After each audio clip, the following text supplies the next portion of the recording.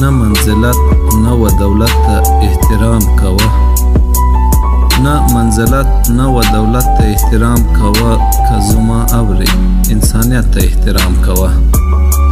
په تیریدو دی دنیا کې چې هر څه روان دی، په تیریدو دی دنیا کې چې هر څه روان دی، ظلم ښه نه دی، سخاوت ته احترام کوه.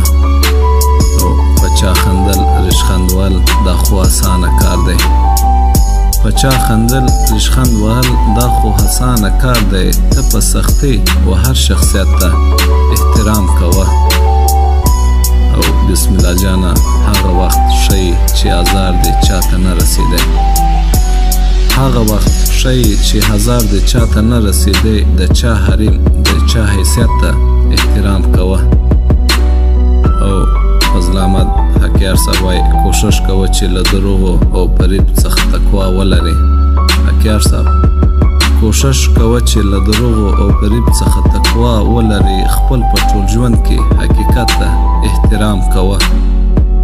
او حکیار صاحب وایي ګوره محرم او مجرم بیل دي تش یو ټکي کې، ګوره محرم او مجرم بیل دي تش یو ټکي کې، د بل په کور کې محرمیت ته احترام کوه. او بسم الله جانه وایي غلط دی په بهانو باندې ځان مه غولوه، غلط دی په بهانو باندې ځان مه غولوه. چې اصلاح کیږي هغه غلط ته احترام کوه. او حسین اجلان صاحب وایي ورته تسلیم سه لاس دې پورته که جانان دی هغه. اجلان صاحب وایي ورته تسلیم سه لاس دې پورته که جانان دی هغه. د ښایستو سترګو بغاوت ته احترام کوه.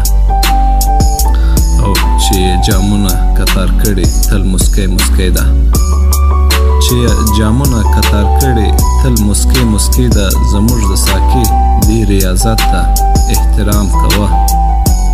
هیڅ وخت به خوار نسی او تل به د عزت خاوند دی. نورعلي وایي هیڅ وخت به خوار نسی او تل به د عزت خاوند دی. د مور او پلار و نصیحت ته احترام کوه. او عبدالرازق وایي زړه دې پاک ساته تل په مینه او مسکا غږیږه.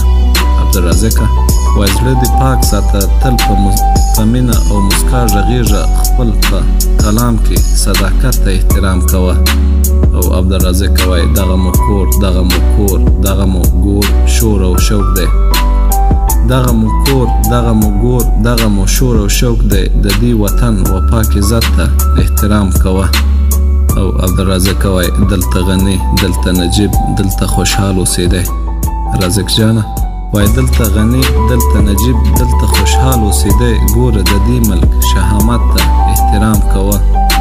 په احترام به محترم سي ټول به خوښ درڅه وړي، په احترام به محترم سي ټول به خوښ درڅه وړي. ته د هر چا و هر حالت ته احترام کوه. او لکه راهیاب وسه چې ژوند یې انسانیت ته ایښی، لکه راهیاب وسه چې ژوند یې انسانیت ته ایښی. په هر حالت دې طریقت ته احترام کوه، په هر حالت دې طریقت ته احترام کوه.